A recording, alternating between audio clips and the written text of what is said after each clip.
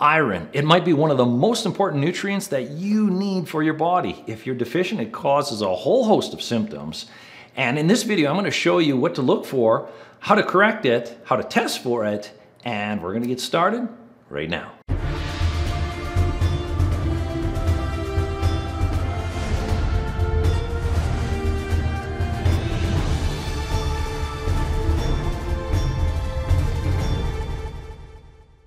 Well, hello everyone, I'm Dr. Glenn Harrison and welcome to this week's segment of Why. This is where we take just a few minutes to answer some of the most common health-related questions that I see in my office every day.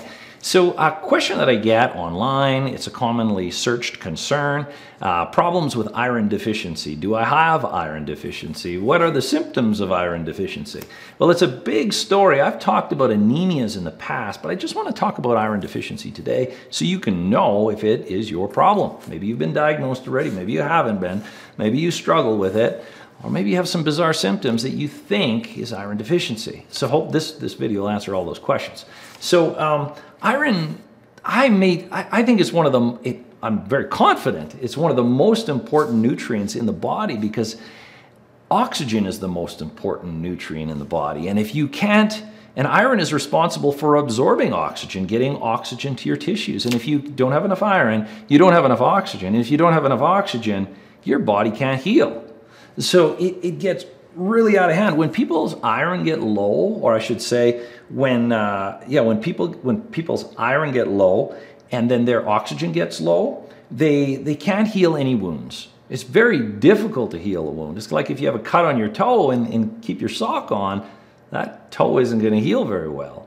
And it's because of oxygen deficiencies. So inability to heal. Another thing is people will bruise easily. A lack of iron and therefore a lack of oxygen. Hair, skin, and nails. I've talked about these being accessory tissues, optional tissues, not needed for survival. And if an individual, a human, is running low on iron, therefore low on oxygen, these tissues, they can't grow because they need a lot of energy. That's another thing, low energy, of course, with oxygen. Memory issues and cognitive impairment. These things are serious. The interesting thing is if you are, you're in high altitude, right around 15,000 feet above sea level, and you are, you lose 30 to 35% of your short-term memory because of oxygen deficiencies. So if you are low enough on iron, you'll be low enough on oxygen, and it plays into your brain. But it can injure your brain because oxygen is a nutrient needed to preserve your brain. So there's a lot going on with iron. It's important to have these conversations. So those are some of the common, common symptoms that you'll see with iron deficiencies. But when iron gets low enough, then some disorders happen. You will see anemia. Now, I've done videos on anemia, so if you search this channel, you're going to see I talk about all forms of different anemias. Women will have a lot of PMS symptoms or problem with menstrual symptoms, all sorts of different ones because they need enough oxygen for this. Another thing that'll happen, it can get bad enough that people can get early stage dementia from low iron. So this is very important. Without our brain, nothing else wants to work. So that's when things get bad enough. And we don't wait till it gets to that point, of course. So what are some causes of iron deficiencies? In my clinic, it's all about cause. It's not about, oh, you're low on iron, let's just eat iron until the cows come home. You can't do that because you could be missing something that's very important.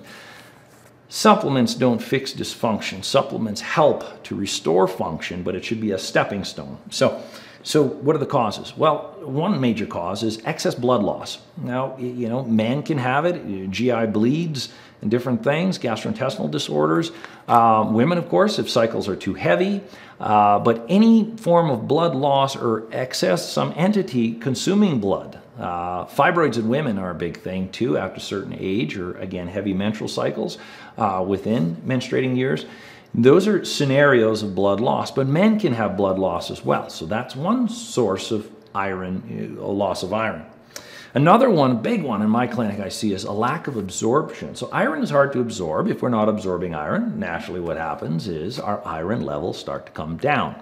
So digestive disorders and indigestion and heartburn, these are very good symptoms of a digestive issue that's going to lead to an iron deficiency. In fact, when I see a lot of people The vast majority of people that come into my office with heartburn or indigestion or on acid reflux medications or over-the-counter, heartburn medications, I'm really, really concerned about iron deficiencies, whether it's got to an anemic state or not yet, because you shut down that acid problems cause iron problems and then oxygen problems. So absorption, digestive disorders and a lack of absorption. Another one is chronic inflammation. This is a really interesting one. If a person is inflamed enough, they have a hard time to absorb iron. So I do see that. You got to run enough laboratory work to determine that. But it's another factor. In fact, we get a lot of referrals from the medical community. Patients are anemic, but they dismiss the anemia because they say, oh, there's really nothing going on.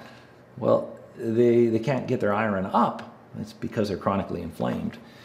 Another one is the consumption of, I should say the lack of consumption of iron-rich foods. So there's two forms of foods that help us with iron. There's heme iron, and that's blood. Heme means blood. Heme iron-rich foods, so those are animal products.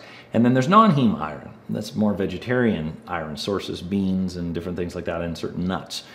So if we are only a plant-based diet, vegans and vegetarians, high risk of iron deficiencies and all sorts of these other problems, and sometimes it gets as severe as anemia, just because of the lack of consumption of iron-rich foods.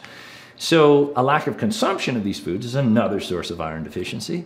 But then there is the consumption of certain things. So there's some foods that actually clean the iron out of your body, so you can't. So one of them is the family of tannins. So tannins you'll find in dark teas and dark coffees, in coffees I should say. These tannin-rich foods, if you will, coffee, what happens is they prevent the absorption of iron, and they end up with iron deficiencies. There's actually an interesting syndrome. It's called tea and toast syndrome. You don't hear that too much. But years ago, they call it tea and toast syndrome. And some of the people that are the highest risk are students, because they're drinking lots of caffeine. I've done this. They're drinking a lot of caffeinated beverages to keep them going, to do all-nighters. It's extremely unhealthy. And then it's something quick, so they will have, toast breads and things like that, so they can get their sugar levels up high and keep pushing through. Tea and toast syndrome is really high levels of tannins, and they become iron deficient and turn and possibly even get to the state of anemia. Start playing on their brain and so on and so forth. So there's a few things. So blood loss, for the reasons, some of the reasons I mentioned. A lack of absorption, so digestive disorders. Chronic inflammation, I've touched on that. A lack of consumption of iron-rich foods, and then the consumption of tannins. Tea and toast syndrome, or too many tannins. So once diagnosed, okay, so I can't get, that's as far as I can go with that, because I don't know anybody's situation specifically that is listening to this. But once diagnosed, what do? Well, you should find the root of the cause. We can help with that. So you should, once diagnosed, what can you do if you're low on iron? Well, there's a couple nutrients here that are really helpful. There's a lot of bad nutrients out there that don't do much for iron. Liver bovine is probably bovine liver is probably one of the best ways to get your iron up. So I know it's not vegan friendly, but I'll give sources for that. But that's one nutrient that'll really help to get your iron up. Vitamin C. Vitamin C aids in iron absorption, so it can, the bovine will really, that and vitamin C will really help increase it. And then betaine HCl. This is really the same acid that's in your stomach, and it takes a lot of stomach acid to pull the iron from the bovine liver to get the numbers up. So some HCl is helpful for any foods you're consuming to absorb the iron. And then ferrous biglycinate. Ferrous biglycinate is one of the best forms of iron to get it to increase it. So there's a few here, but if you use all of those combined, that's really how you get your iron up. Vitamin C is not going to do it. Ferrous biglycinate is not going to do that much by it. It's going to help. These are all going to help. Hydrochloric acid, betaine HCl is going to help. All of these will help, but when you put them together, that's really, you really see remarkable increases. One of the best products, and it's actually my go-to now in my clinic, we again see very serious cases of these things, is called Hemevite Plus by Apex Energetics. It's got all of these. And when you take iron supplementations, you will see iron will pass into your stool if you have a high enough dose, and your stool will get black. Please don't be alarmed by this. But you don't want to go too high with iron. So that takes me to the next point I'll get to, but that's, this supplement I mentioned, HemeVite Plus, it's not vegan friendly or vegetarian friendly. There's a product that I do use for the vegans and vegetarians I worked with, and there's many on the market. I'm just giving you some examples that I use. There's a company called Orthomolecular, and they have something called reacted iron. Reacted iron, that's what they call it. And I use a little bit of that in my office for certain individuals that prefer it. You need to run much higher doses of these vegan sourced supplements for iron. You need way higher than HemeVite Plus. But any of these, you got to be careful. Don't just dose with iron. Please don't do this, because too much iron is a big problem. It can create bacterial infections in your digestive tract because there's too much iron passing through. Bad bugs love iron, so it can cause these problems. So you don't want to go too high, and if it gets too high, it'll actually destroy your liver and your heart. Yeah. Too much iron is bad, but too low of iron is bad. So you want to get into that right spot. This takes us to testing.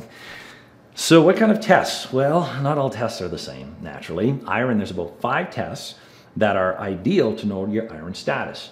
And I've had a lot of people come to my clinic with iron disorders that it wasn't even identified for 10, 20, 30 years because the big story wasn't done. Not all the tests were done. Some of these tests can lie to you, but if you have all the pieces, you can put the puzzle together. So iron is not that simple, really, not that simple. So here are some that you can do. We can order them, in most parts of the country. And if you're not in the country, you can use these markers and hopefully get your doctor to order them if they're not ordering them already. So one is called serum iron. It's also called iron or total iron. It's misleading because it only makes up about 5% of the overall iron in your body. So that's the common one they like to test. So there's still 90 to 95% of other iron markers that should be looked at. So serum iron is one. Total iron binding capacity, also known as iron binding capacity, is another one. You would want to do that one. That's very important. Iron saturation. That's a good one. You should do that one. So that's the third one. And the most important one, but not the only one to do, is ferritin. Ferritin is the gold standard to understand iron status. But it can also lie to us. I can't get into that all the way, but you got to have all of these markers. And then you should also do a CBC with differential. So these are all great. I'll put a link below. You can actually order them from our clinic. If you're in, just click the link. In the vast majority of the United States, there's labs everywhere you can order these. But these will rule iron problems in or out. You will know. So it's very important. But like I said, iron is the most important nutrient, and because it leads to oxygen deficiencies. Okay, and not everybody's iron deficient, but if you have any of these symptoms, it should be ruled out. I order these markers on everybody if they don't have them before they come into our clinic. So if you need help, we can help. Reach out to us. But I hope you found this video helpful, and I look forward to talking to you next day where we're going to answer the why to another health-related question. Have a great day.